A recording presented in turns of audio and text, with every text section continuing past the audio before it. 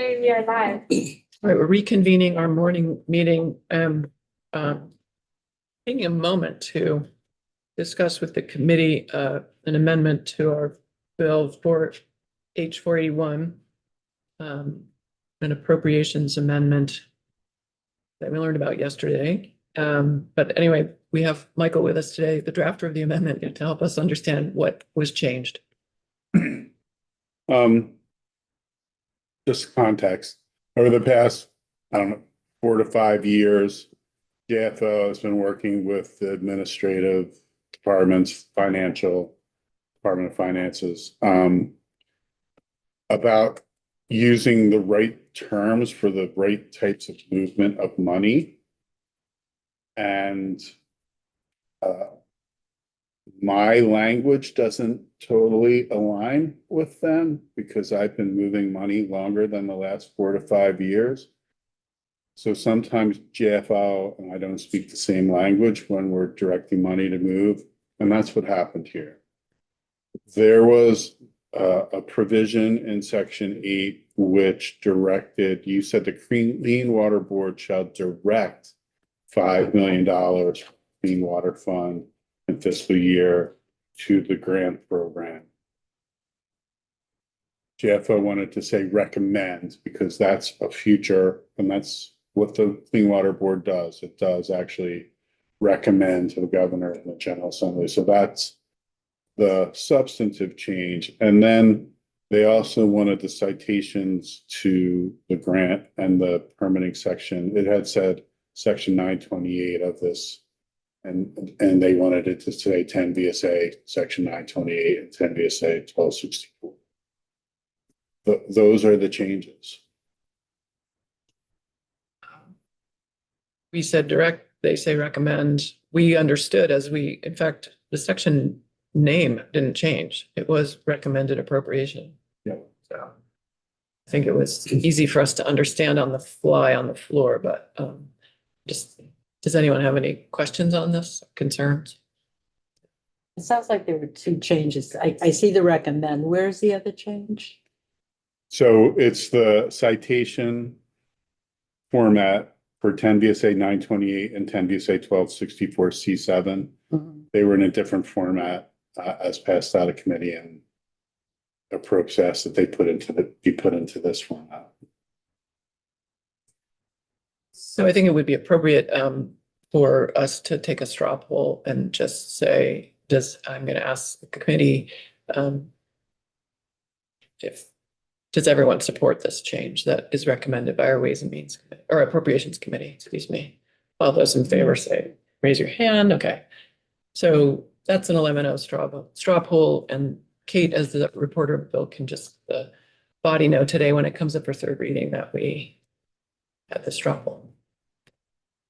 Great, thank you. So moving on, we're going to be talking about H 86. S29. Walkthrough of the fluoride bill that came darn close to passing the Senate. Is that fair?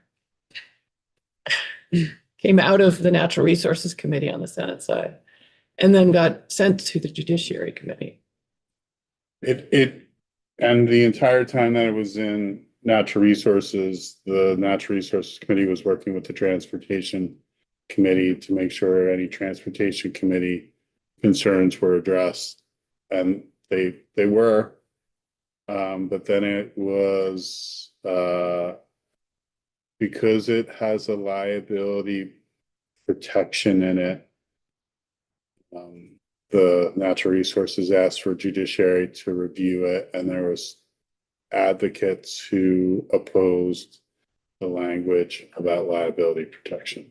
Mm-hmm. Okay, so we'll dig into that after we understand how the whole bill and how it's structured.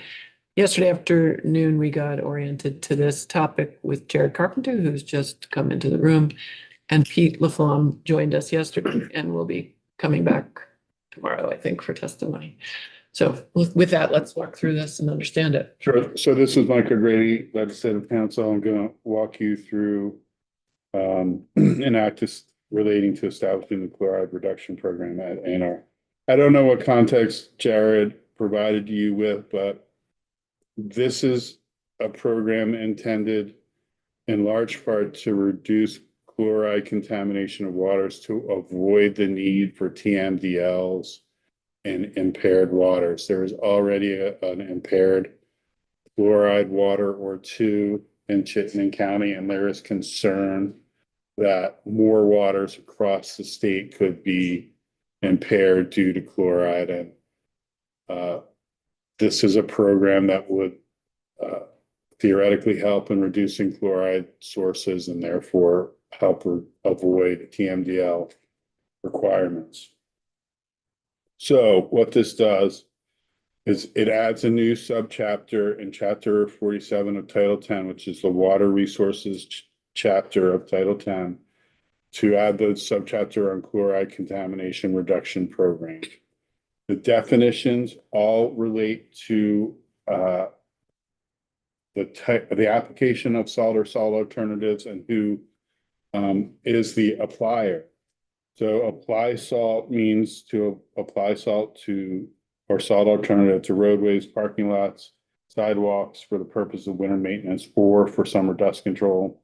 It does not mean application of salt to transportation infrastructure construction projects. And that was a request from AOT. What does that mean, application? So you'll see what a transportation infrastructure construction project is on page 2. It's those projects that involve the construction of roadways, parking lots, sidewalks, or other construction activities and transportation facilities or within transportation. It's when they are actually doing construction and they don't necessarily have a way to they just think that it's too difficult for them to try to like manage that at the same time. Plus, AOT already has best management practices for salt application under the TS4 permit. And so another part of why they're requesting the exemption is they already do what is being required to be done. They already train their snowplow drivers and those who are applying salt for construction or summer dust. They already train them under BMPs. And so They do train the construction ones? You know that? yes, they train all of them. Apparently, they all go through like all of their highway employees have to go through salt training.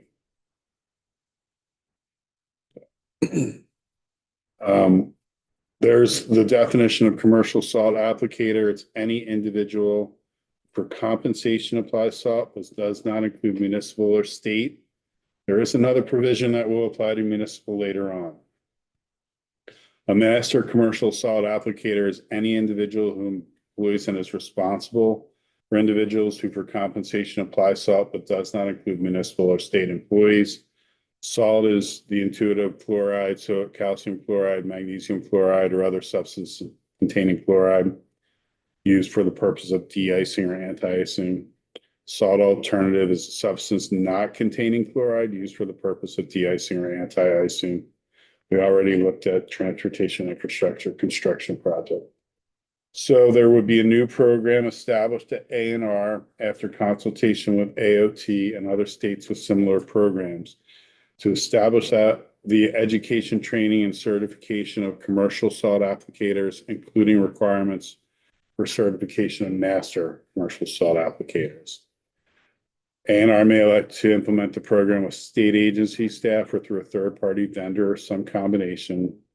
Program includes best management practices for application of salt or salt alternatives, by commercial salt applicators, but the program shall specifically exclude salt applications related to transportation infrastructure construction projects. The program may be based on current best management practices. Those practices shall establish measures or techniques to increase efficiency in the application of salt or salt alternatives. So the least amount of salt or alternative is used while maintaining safe conditions for pedestrians and motor vehicles. Shall establish standards for when and how salt and salt alternatives are applied in order to prevent them from entering waters of the state, including alternatives that are cost effective and less harmful to water quality while maintaining safe conditions, and whether and how to implement equipment to calibrate, monitor, meter application of salt or alternatives. There shall be record keeping requirements for commercial salt applicators, including training records, dates of application, records of rate of application, and any other factors the secretary deems necessary. The secretary shall create a model form for record keeping. Secretary shall establish requirements for certification, including frequency of training and manner of training. They shall establish a testing requirement for applicators to complete prior to receiving certification. I don't want to go too fast. I want folks to be able to pause and ask questions. So I want you to, this is your chance to kind of try to wrap your head around this program and understanding how it's being implemented. Yeah. Representative. Thank you. I appreciate that. Just real quickly, and you might have said it already, and I apologize if that's the case, but are these for private operators? Yes, Yes. these are commercial salt applicators, so those that are applying for compensation. Okay. Yeah. Representative Tagliavia. These commercial salt applicators are gonna be required to have the same equipment right now that the state apparently is currently using to be able to regulate the number of pounds per mile or however they regulate right now. So this is a voluntary program. You do not need to go through this program unless you want to go through the program. So there's no mandate that any type of equipment be used or that you even get the training underneath the program if you're a commercial salt applicator. So we could have two different retail outlets with two different parking lots, one guy in the program and one commercial applicator not, and one commercial applicator in the program. That is correct. And the array of different options available to the commercial salt applicators is pretty wide. And they would still be able to comply. There are some that do have equipment that is GPS oriented. The Senate committee heard testimony about one company in New Hampshire who has GPS that alerts them when they're at a contracted site, when they enter the site, how much the rate applied at that site is based on the monitoring equipment that they have, and when they leave the site and when they're supposed to return to the site, depending on the weather condition.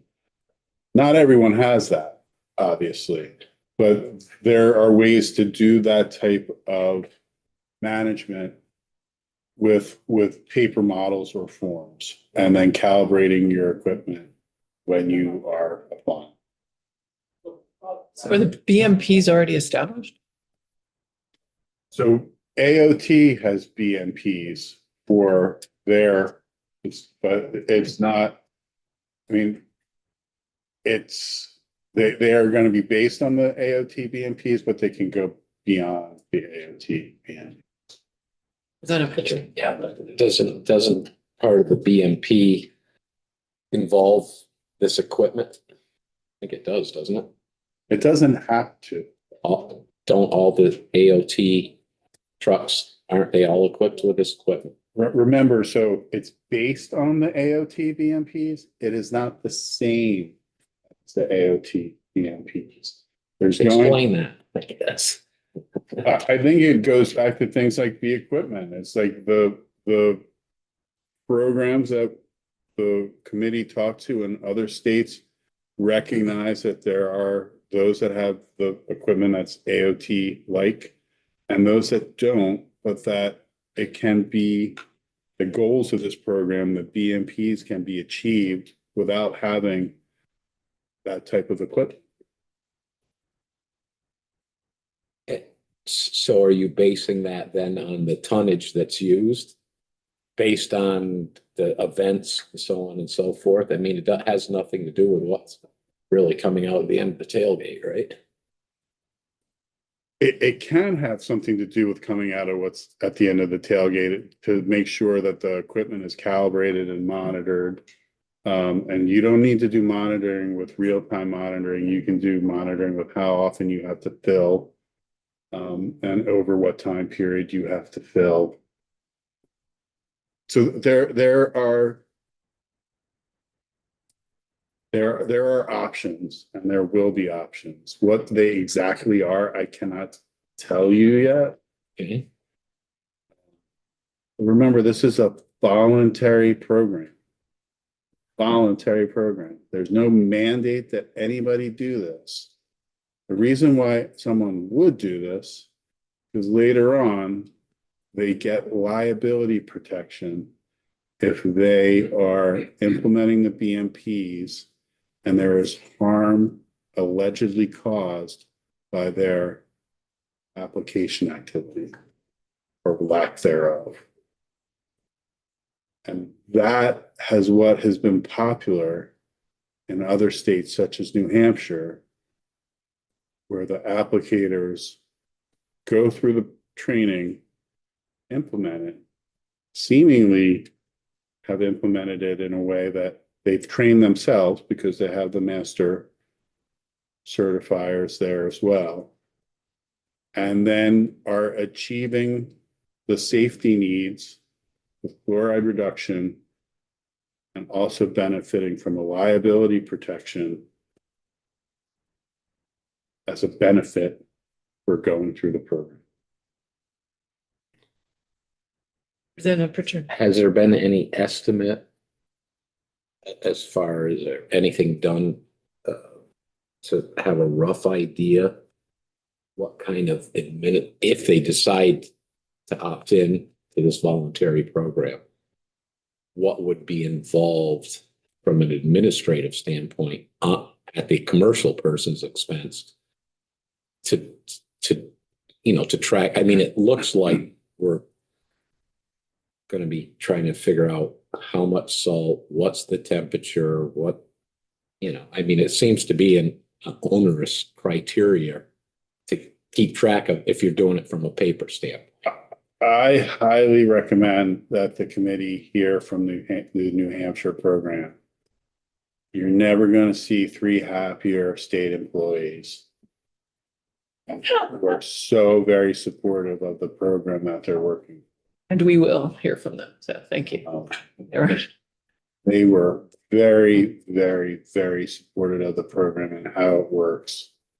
And they just wish they had more people on staff that they could basically expand the program further than it was. All right, let's keep going. Did you give another question, Representative Tagliavia, then Maura? The New Hampshire program, how long has it been in place and have they seen a measurable difference in salinity drop? So we covered that yesterday with folks in the testimony. I just have to find the New Hampshire statute. Hold on.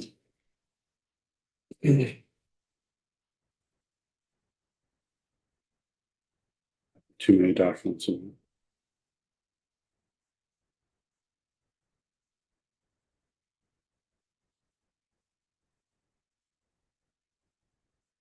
Jared, do you know?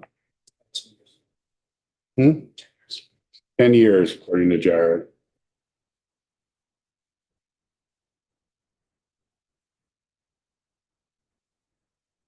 We'll get that from New Hampshire, Michael. So Okay, I'm sorry. I usually have that statute.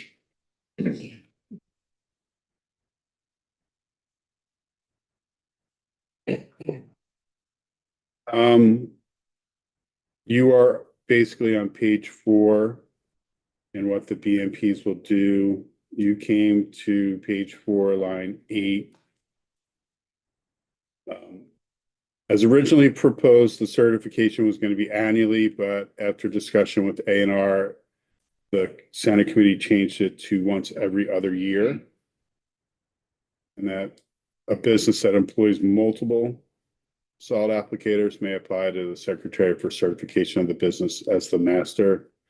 And then a certified master commercial applicator shall ensure that all persons are trained to comply with the BMPs.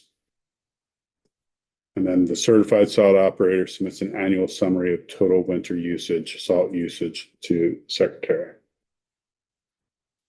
Secretary shall determine the amount of salt annually imported into the state.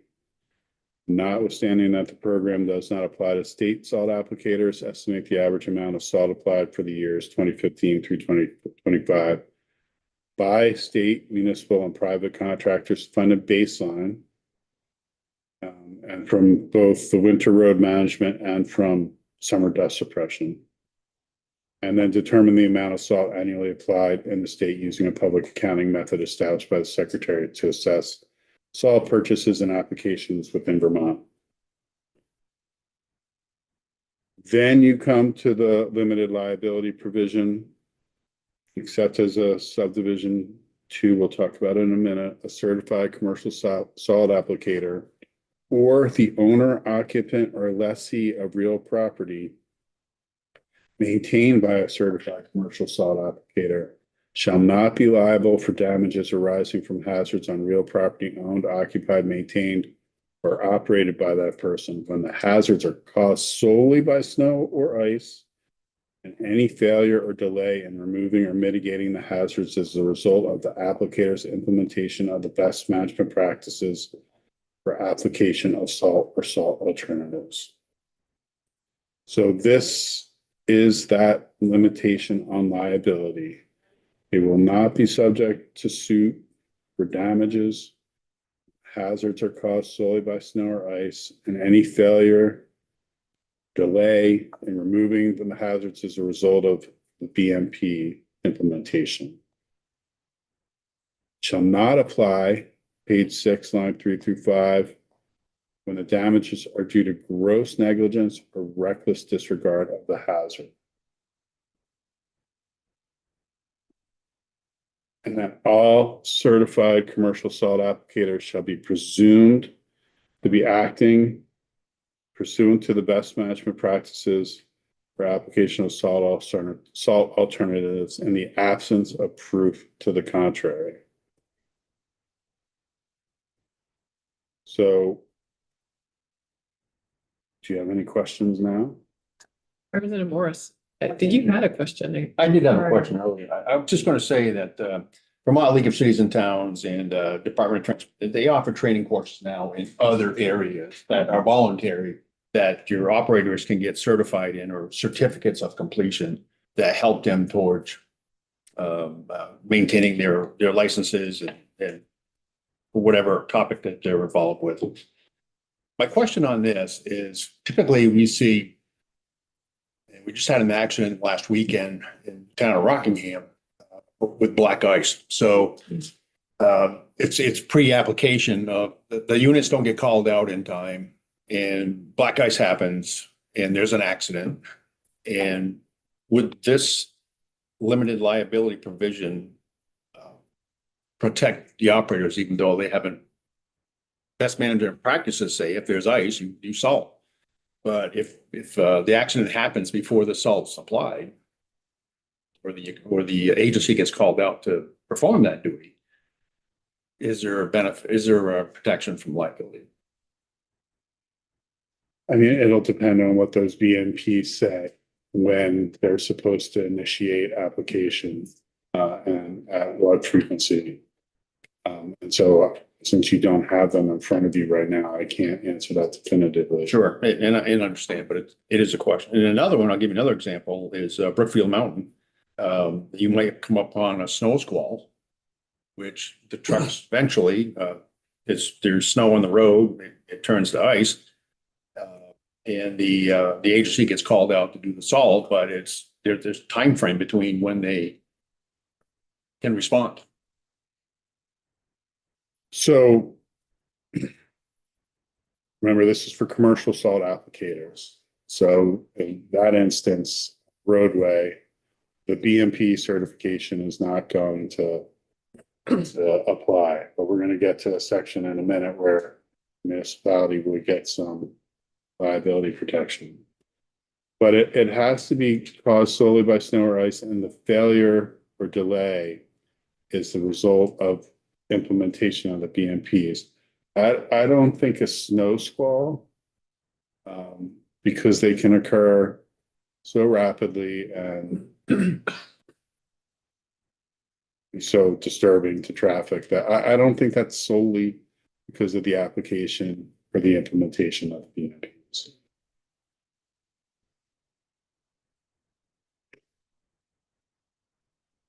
Should I move on? Mhm. Um,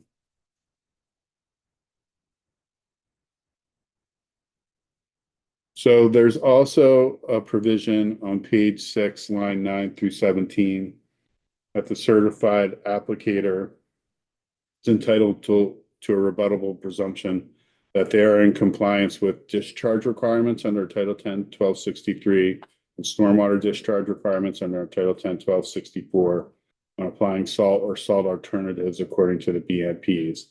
That rebuttable presumption does not apply to a TMDL or when the requirements of the municipal separate storm sewer system permit. There might be requirements in your MS4 about fluoride application, and those would supersede any liability protection that you would have. That's how these TMDLs are going to be implemented. They're going to be implemented for chloride through what commercial applicators, municipal applicators are allowed to apply. It's coming. Help us understand the rebuttable presumption and the benefit of that or what, and then why it doesn't apply. So, a discharge of waste or pollutants to waters is something that requires a permit in Vermont. And it's generally, through a point source. And if you're over applying your salt and it goes into a point source and it gets discharged into water, theoretically, that is a discharge. If you're following the BMPs and you are implementing and applying according to them, you are presumed not to be causing that discharge unless they can show otherwise. The rebuttable presumption. And then go through one more time why it doesn't apply when you are in an MS4. So when chloride TMDLs, just as the stormwater TMDLs were implemented, could be implemented through the MS4 permits. So it's part of the management activities that the MS4 has to implement, that they require management activities related to salt application. So if it does come up as part of an MS4, that MS4 is going to control.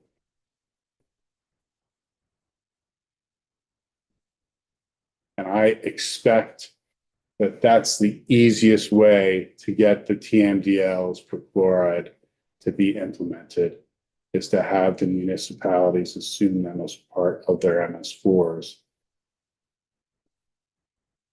And then if you're not an MS4, you're probably going to get designated one. Or in our new stormwater utilities. Representative Sakowitz. Michael, so what would be the actual sort of effect on the applicators then for this, in this last part, the lines 14 through 17? How would it affect their behavior potentially? Which last part? Lines 14 through 17, where the rebuttable presumption. So basically, they would not be subject to any discharge permitting if they were complying with the BMPs, except there is some other requirement in their area of application which supersedes that. And that would be a TMDL or an MS4 where there's chloride application requirements. Then they would have to comply with that. There's already one where basically there's already requirements. And so that's what would happen. Just to make sure I understand. So what this what this sentence is then saying is if you're a commercial applicator and you're in an area which is covered by a chloride TMDL, then you have to follow the chloride TMDL. If you, yes, if you want to comply with those permitting requirements, yes. Regardless of, EMPs, yes. I mean, and that might be your choice. You might be in a TMDL or an MS4 community and you're like, I don't need to do the BMP certification anymore. Remember, it's voluntary. Because I already have to comply with these things over here. Why do both? Which presumably will be at least as strict or limiting in the use of salt. You would think.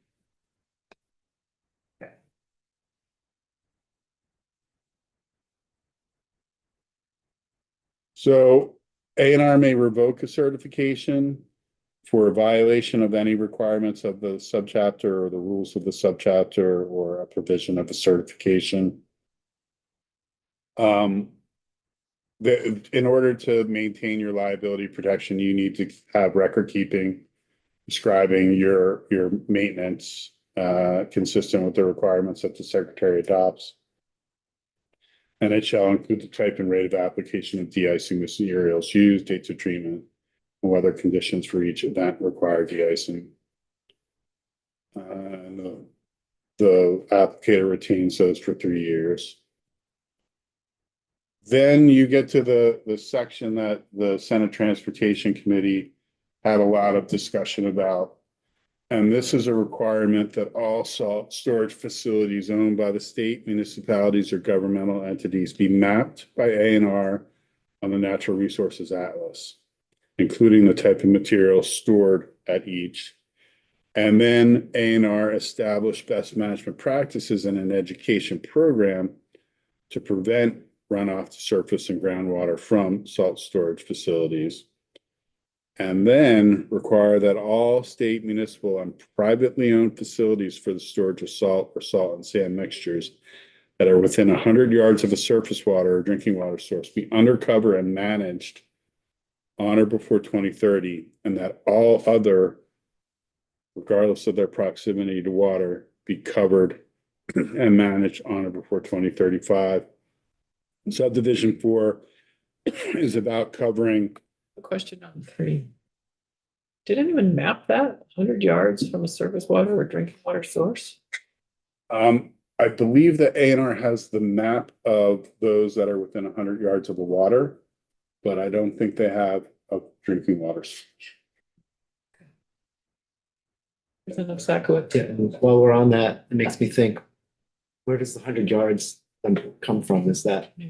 based in some Science. science? That was a provision that was proposed and the bill is introduced. I don't believe that there is a specific scientific standard for it, other than it allows for filtration prior to entrance into a water. I mean, I'd like to see the map, but it seems like covers a lot of Vermont. Well, the whole coverage requirement is going to cover all facilities in Vermont by 2035. Yeah, we can move on to that. And so that is for sending transportation, that was a cost issue, especially for small towns. Senator Westman in particular gave a account of how one of his towns, it took them 10 years to generate $50,000 to cover their salt storage. And I wonder what their salt budget is and how much they're saving every year by covering it. right, and that was a response that was made several times. It's in any municipality's best interest. It's in anyone's best interest that has salt to cover it, because to prevent the dissolution of it. And so I think everyone in the Senate was aware of the benefits of cover. They're just concerned about the cost and the time frame. So one of Senator Westman's proposals was to have priority assistance from the Clean Water Fund for coverage of these facilities. Representative Pritchard. So would, it looks like this would be required for commercial folks too, right? That was a back and forth. I think the agency would like to see commercial not be subject to the cover requirement. I think honestly, the agency would not like the cover requirement at all. And they Ministry of probably, Transportation or Natural Resources? natural resources. Why? They believe that they need to gather more information prior to implementing a requirement like this. And this isn't the first time that cover has come up. In the mid 2000s, EPA issued a rule that all municipalities had to cover, and it was like a riot. It was not met well. And so that standard was revised to base it on population size around the MS4 sizes. But that's why you don't see every municipal salt shed covered when there was a proposal to do that, and the municipalities were just across the country felt it was too expensive. Representative Bartholomew. Is undercover defined? No, it is not, and there are different ways to do cover. You can do like the Quonset hut, like triangles, or you can just do the 4 posts. About just putting tarps Yeah. over? I mean, Well, one of is that? the terms that's used here, it's cover and managed, so that there isn't runoff from it, and so that any runoff from the pile is contained. Yep. So that was a concern, that if you just put tarps over it, you're still gonna have runoff. And so that there needs to be runoff as well. Runoff management as well. Representative Pritchard. Well, if it's not contained, it would have to be contained or you would have runoff, correct? Well, theoretically, when I say theoretically, there's a federal permit that they're all supposed to follow, that many of them probably don't. It's called the multi-sector general permit to control your stormwater from an industrial site, which it largely means containing it. But small private commercial applicators are not going to be subject to that. You have to have like what's called an SIC code or something comparable. But they would possibly, the 100-yard thing, I'm just thinking, I mean, some of these folks don't have that much land. Well, one of the things that was discussed by A&R, instead of coverage, can we just move? Can we just move that pile to a place where it's not a threat to the water or a drinking water source? That's one of the reasons I think they're recommending not to have the cover. Let's think of other ways to move and control. If it's not covered, there's gonna be runoff. It doesn't matter, like, no. Talk to Pete and Bethany. They're the ones that offer that. Representative Sakowicz. Are you aware of any studies that have been done that talk about how much salt is lost during like a rain event compared to how much that, what that's worth, what the costs might be? It does seem like, especially with climate change and us seeing a lot more rain events in the middle of the winter, that, we could easily find that covering this just makes economic sense, let alone the positive impacts for the environment. I know that there have been studies done about the overuse of salt and coverage of salt. I can find those for you. There are environmental groups that have it part of their kind of main policy platform. Waterkeeper out of New York, that's one of their main policy platforms.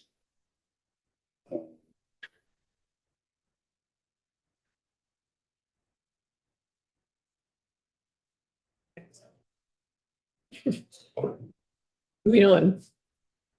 Right? Not sure what's funny, so. Nothing, I'm just saying, I think we're ready to keep going. There is a report under section 2, that A&R shall adopt the BMPs for commercial salt application or salt alternatives by procedure or rulemaking. They don't need to go through rulemaking. They have an option.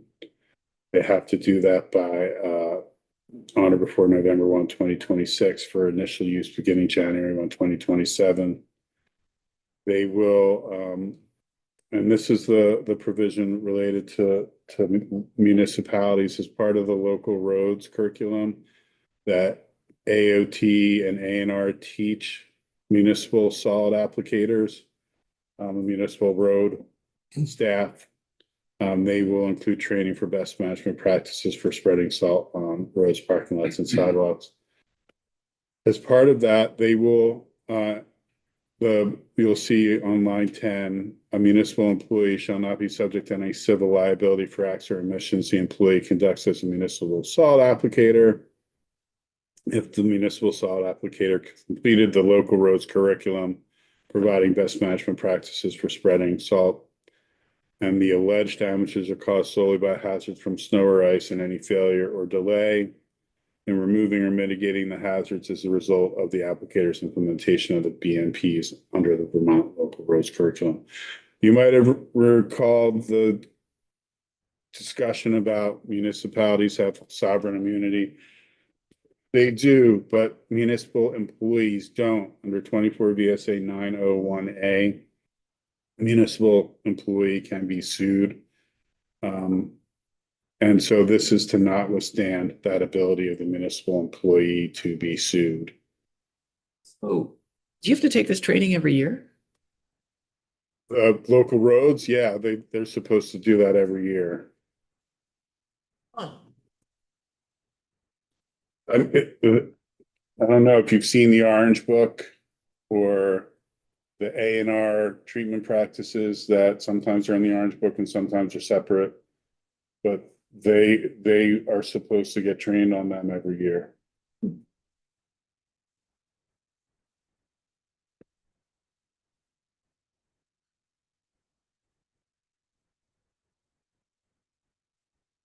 Representative Jake. So this is pretty minor, but if it's in that calendar year, as it says on line Mhm. 15, and it's February, that I think something's missing there.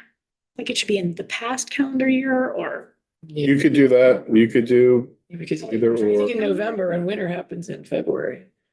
I mean, you have that dynamic regardless whether you train in the spring or the fall or the winter. You're gonna have to be up every year in order to get the certification. So they need to be protected from liability if they haven't taken it yet for the current calendar year when they. right, okay, understood. Something missing. Okay, understood. It's not calendar year. And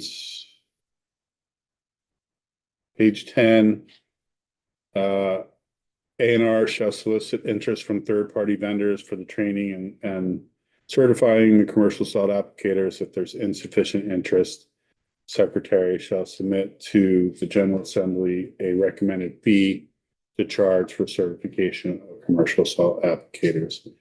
There is then an appropriation and a position, in addition to other positions at A&R, permanent classified position is authorized for administering the program.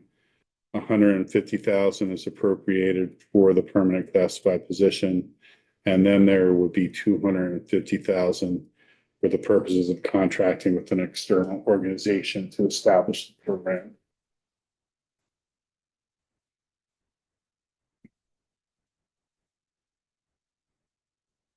Didn't that change? Wasn't it 500,000? Excuse me, Representative Pritchard, I couldn't hear you. Wasn't it 500,000? Original? Not sure what, we haven't looked at this bill. When you were thinking originally, I don't know what that refers to. It's different. Exactly. Back on page, sorry, 8, line 12, where they're talking about the identifying funds to help municipalities. Where did the 1,200 resident cutoff number come from? How do we come to that? PG. That came from Senator Westman and his concern that small towns would not have the means in order to do coverage without some assistance and priority assistance.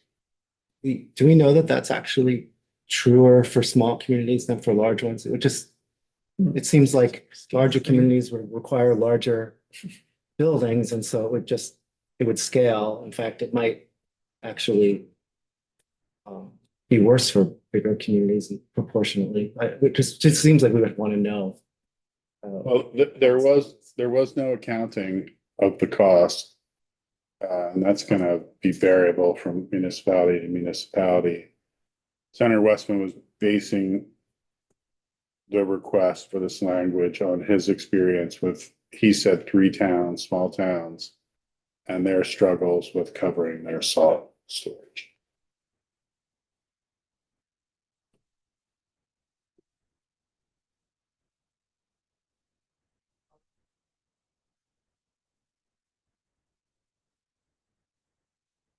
No, Chapin. Thanks for walking through the bill. This is the bill that came out of, this is the version that came out of Senate Natural Resources. Correct. I'm just curious if I'm thinking about us hearing, many states are moving in this direction across the northern tier. This is, we're all sort of figuring out the damage caused by the amount of salt that we've been applying. Now we're trying to remedy that. I'm curious about how this bill compares as it comes out of some natural resources with the laws in other states where it has been enacted. I don't know if you can answer that question, but if you already have heard some testimony on that, if you could share it with us. New Hampshire statute is not even a quarter of a page long. It directs the agency to implement the program, administer the program, and provide liability protection. That's it. How does the agency provide liability protection? The liability protection is built into that statute. In that 1/4 of a page? Yeah. And in other states, we've been hearing all about. So the Adirondack program is more of a regional, it's not a state program. Wisconsin and Minnesota,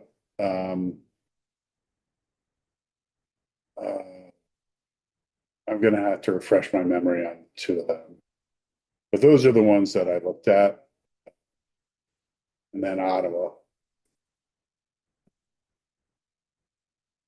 And Ottawa was doing actually some of the remote training for New Hampshire at one point, or an Ottawa consultant.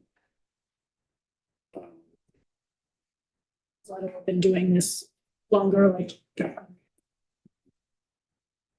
You have a question, Representative Are Austin? they all voluntary or are any mandated? The ones I know of are voluntary.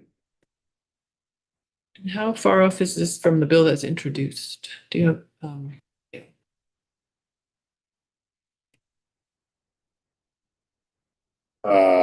60% different, like 50 to significantly 60% different. significantly different? Yeah, okay, thanks. Representative Norris. You indicated that for the commercial operators, it's voluntary, but then in section 2, implementation for the Secretary of Natural Resources shall adopt. So it's required for the municipalities, but optional for the commercial operators. Is that the way I'm reading it? So shall adopt as part of the local curriculum, right? So, and that's what you do for the local curriculum. When you want A&Rs, revisions and guidance to be part of it, you tell them to include it. And then so state operators, though, that are required. State operators are already subject to it as part of the TS4. So the shall adopt here is just adopting the best management practices so that they're enabling the commercial operators to have something to follow if they want to. Is that how I'm reading that then? Yeah. What page are you on? Page 8, section 2.